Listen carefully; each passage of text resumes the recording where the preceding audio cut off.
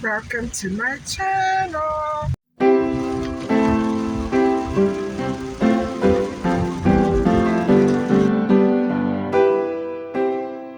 Everybody, how you doing? I woke up this morning pretty early and I got online to YouTube and I was so pleasantly surprised to see that I had 10 new subscribers, which is cool. And I've been struggling past that, you know, mark there. I can't seem to get over that hurdle. But anyway, I basically unsubscribed to all these channels I'd never heard of, who never came to my channel. I don't know how I subscribed to them. So basically, I was following about 1,600 of you. I'm now following about 750 some odd of you. And there are some that I'm still deciding on because, I prefer to go to a channel where the content is going to be very close to what I like to do, what I put out. I love all kinds of channels, and I especially like the cooking and the craft channels and the art channels, things like that. I love vlogs. So the thing is, guys, a weird thing happened. I went to this one channel. I was looking up, answering comments and on my channel, and I was online for a few minutes before I went to this one channel that I love. It's a nature channel, and the lady there does such a wonderful job. She visits my channel, I visit hers. She uploads about once a week, and she is not the subscriber. I don't know if she's a subscriber, but she is not the channel that I was talking about yesterday. So I went to her channel, I looked at her video, and I made a lovely comment. And all of a sudden, I posted it. Bingo! 10 of my subscribers are gone. And I noticed the same thing last week when she came to my channel and commented, which I love. I lost a little bunch of subscribers. So guys, what I did was, I don't know what's going on. I blocked her. I'm not accusing her of anything. I just want to keep my laptop and my channel functioning okay. I blocked her. I blocked her and I deleted my comment. I unsubscribed. I didn't want to do that. I liked her channel, but not following a channel where, the contact is always like an attack. It might be something in her network that's doing it. I don't know.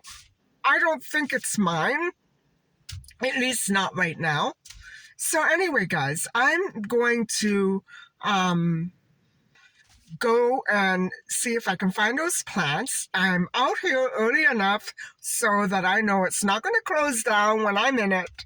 I miss my cherry plants, my cherry tomato plants. And so I want to see if I can find a couple. And then I have to go to the little Junkaroo store there, and which I love, and pick up a couple of things that I need. And so maybe I'll take you along with me.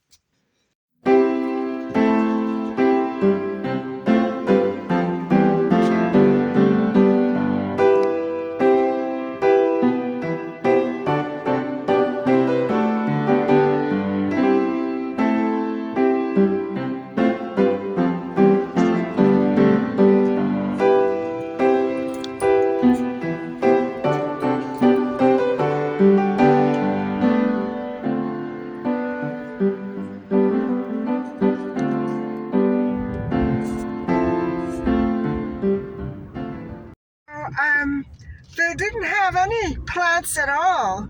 I'm gonna just go to the local farmer's market, and it closes very early, but I have plenty of time to get there. I'm hoping to find something because I've never seen that before. This is the first time I've ever seen the greenhouse empty. It was completely bare. I don't know what happened.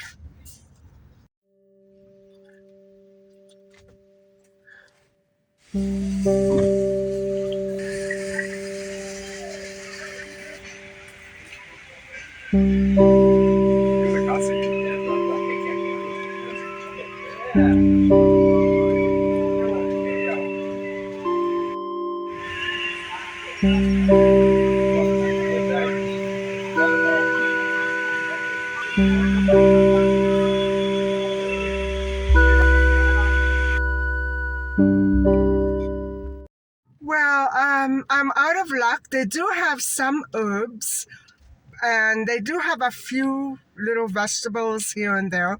But basically, the season is done. And I don't have any cherry tomatoes. And the place on Highway 7 is completely closed up. I don't know what's going on. Okay, we're at the end of June. Still, my mind doesn't register that I can't buy plants anymore. Um, I don't know what to do.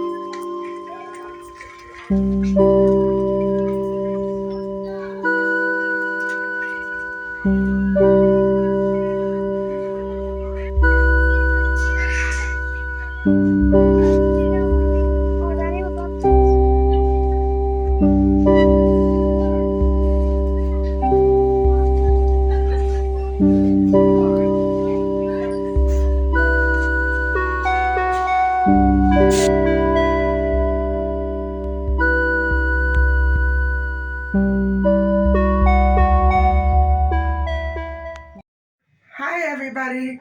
Well, I'm back home after a disappointing day. I was really hoping to find, the tomato plants and more than the zucchini or the eggplant. And I went to three different places and it was all the same. All out of season. And I have to say that I've never experienced this before because usually throughout the summer we can buy plants. I don't understand. I know it's after the season, but these are going to be indoor plants anyway, so I never go by that. Maybe that's why they're all dying. Anyway, I just picked up a few things at that little dollar store, and that's about it. I spent under $9. I'll switch the view and let you see what I normally buy.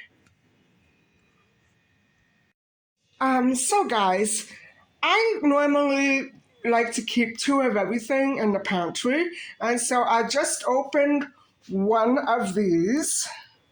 And I have another in the pantry plus this. So I like to do that because I don't like to run to the store every other week or so. It's just, too distracting for me. I don't like doing that, although I love that store. And then I picked up two more containers of hand soap. I go through about a couple of these a month. And sometimes when it's nice and thick, I add water and I make it stretch a little more. But anyway, those are the items. I also picked up another roll of cellophane in anticipation of needing to wrap up another couple of plants or so, and I lucked out on that.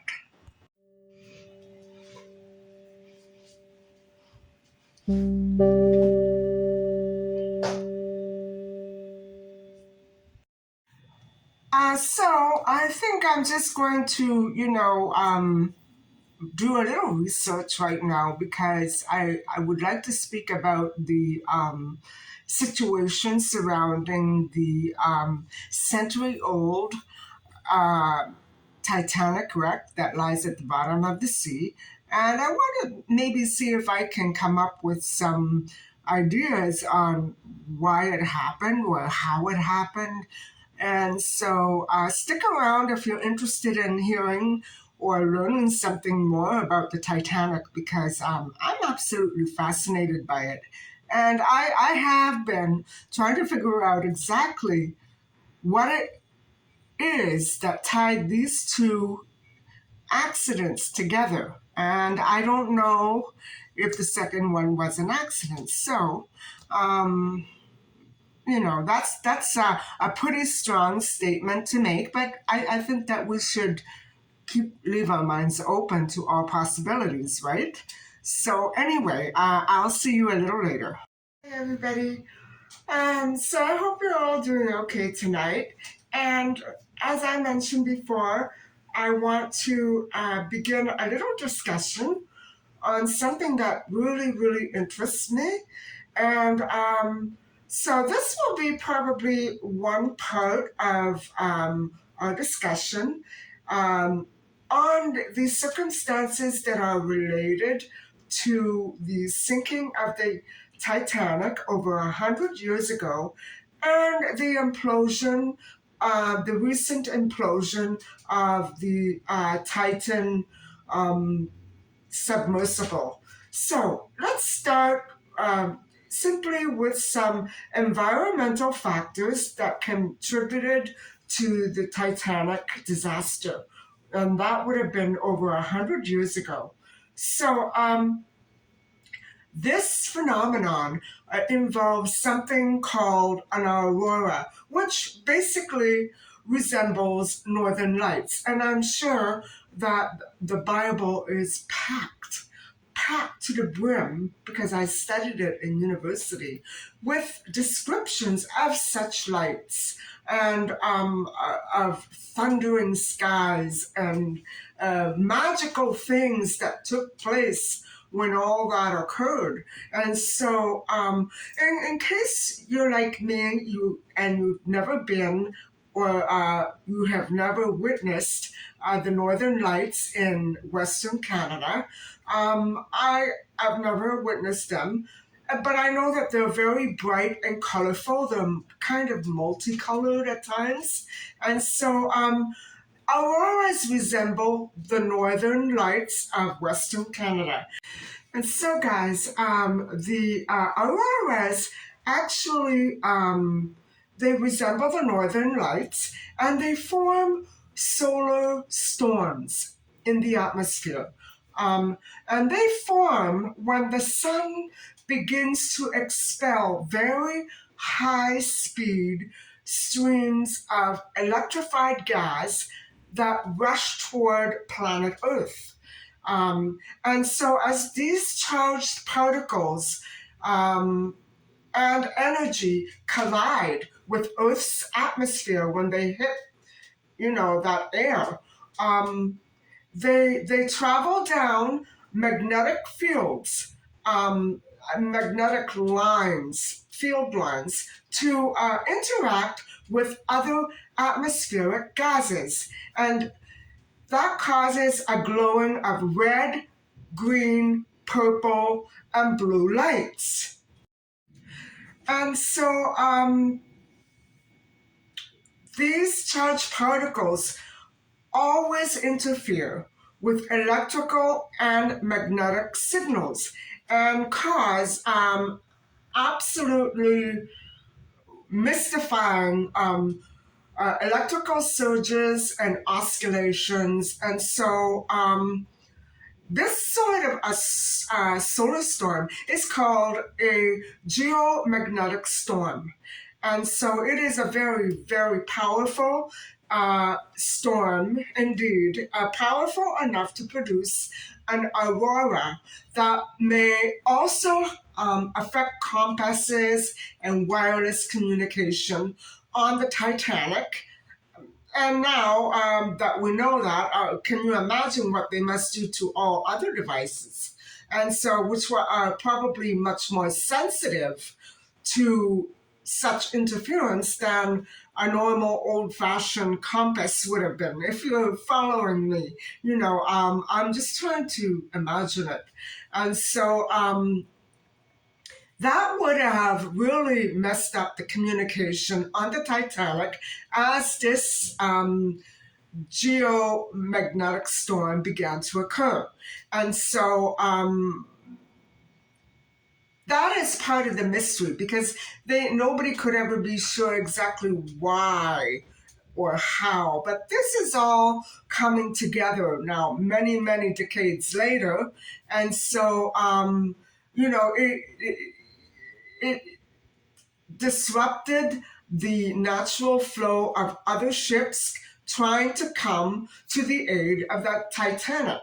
And so, even a very small disruption may have been at the time enough to doom that vessel. So, it was game over very early on, game over. And so, I don't know how it could have been avoided. What I think could have been done would have been to dock or just stay still in a safe area away from everything instead of sailing. But of course, they had no control over that. So Northern Lights were very, very highly visible that night when the Titanic sank. There was no moon at all, but the Aurora Borealis glimmered like moonbeams just shooting across the sky up from the horizon that was, surrounding the ship. And so, in an entry made 5 hours later by a captain, greenish beams of this aurora neared the Titanic's lifeboats that were moving along the water. And survivors described spotting the northern lights from their lifeboats around 3 a.m. in the morning. I can't imagine what they must have gone through. At the same time, that the solar system's charged particles were generating all of this light activity, they manipulated the Titanic's compass. You see? And so a deviation of only zero point 0.5 degrees would have been enough to steer the ship clear away from disaster and right into safety. I imagine it must have been very windy as well, and it would have deterred it from its fatal collision course toward a huge iceberg. And so let's stop here for a second. And so that 0.5 degrees, guys, it would have saved the Titanic. But that didn't happen. Things were just on a roll. And with everything that was malfunctioning and all those magnetic interferences with the electricity, everything was a disaster. Everything became chaotic. And so in the autumn of 1911, what happened was an enormous chunk of ice cleaved away from a glacier on the southwest side of Greenland. It just formed that, it just cut away and broke apart and was there waiting for the Titanic to happen by. And so I would imagine that these icebergs are a very main source of grave danger, and also because of the way that the magnetic particles interact with them. So, over the following months before the Titanic actually set sail, it slowly drifted south from Greenland. And so it melted gradually as it was carried by the ocean currents and the wind. And so, if you can imagine it, it would have been really, treacherous to come across something like that on a ship, on board ship. And so, okay, let's now talk about the Titanic. So, on that night of April 14th, 1912, it was very cold and it was very moonless. And the iceberg that I just explained to you was 125 meters long, or maybe 410 feet long. And so all of that, now that's a big chunk. You imagine that the seafloor to the surface is 2,000 feet. Well, we're talking 410 feet. So that's a good chunk of that distance. That would have been massive, guys. And so all that remained of that chunk of ice collided with the passenger ship um, in the Titanic passenger ship. And so it made its maiden voyage from Southampton in the UK to New York, USA. Wow. So that would have been quite far from USA, I believe. Um, New York. And so, in under 3 hours, guys, the ship sank, taking over 1,500 passengers and crew to death. And so the wreck now still lies, 3.8 kilometers or 12,500 feet beneath the waves of the water at a site that is nearly 400 miles or 640 kilometers southeast of the Newfoundland coast. So it's kind of, it's almost right around the area where the submersible imploded, which is right off the coast. It's in an awkward area. Wow. So icebergs are really still a very dominant threat to sea travel and to shipping, regular or passenger freight, whatever. It's always a real hazard and threat in the water. And so in 2019, 1,515 icebergs drifted far enough south to enter the transatlantic shipping lanes during the months of March to August. My goodness. But the Titanic's final resting place carries dangers itself of its own. And so visits to the world's most famous shipwreck really pose a very significant challenge. Now, guys, I ask you again, who would want to do this? Of course, it would be awesome. Why not just send a submersible down there with a camera and nobody, pop it back up safely, and then put people underwater in a safe area, and then, deliver that footage in a naturalistic and effective way. You know what I'm saying?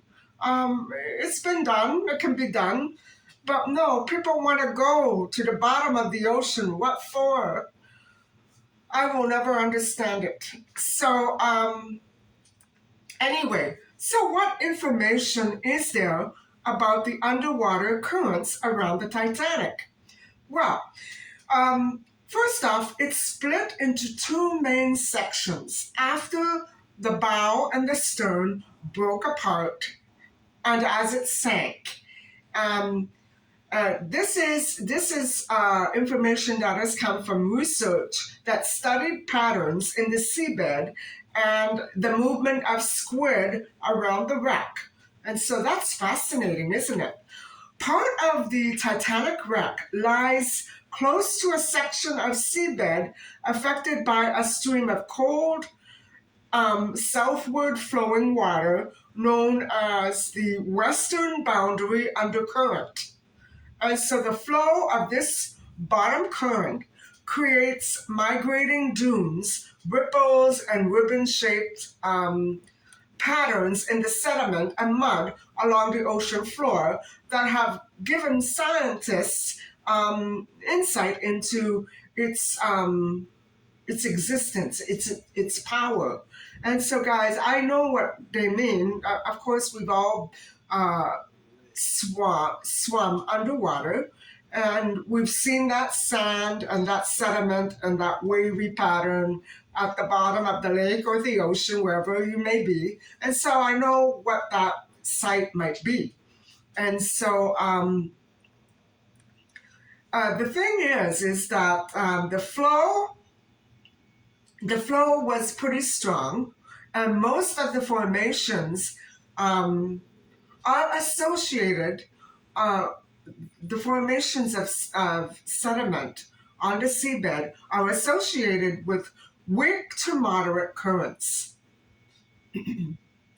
So, sand ripples along the eastern edge of the Titanic's debris field, uh, or the splatter of belongings, fixtures, coal, and ship parts, as it's sank, indicate that there is an easterly to westerly bottom flowing current. And I know that this is very important in terms of studying what's there now in order to figure out what happened then.